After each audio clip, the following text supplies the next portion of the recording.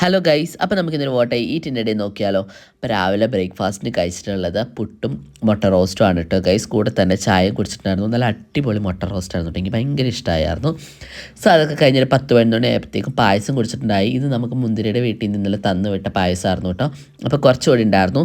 അപ്പോൾ ഞാനിത് അതും കൂടിയും കഴിച്ചിട്ടുണ്ടായി. പിന്നെ ഉച്ചക്കത്തെ ലഞ്ചിന് കുറേ കറികളും ചോറുമായിട്ട് സൂപ്പറായിരുന്നു കേട്ടോ ഗൈസ്. എല്ലാം കിഴങ്ങും മെഴുക്കുവരട്ടി ഒരു രക്ഷയില്ലായിരുന്നു, അടിപൊളിയായിരുന്നു. റെസിപ്പി വേണമെങ്കിൽ പറഞ്ഞാൽ അത് ഞാൻ ഇടാം കേട്ടോ.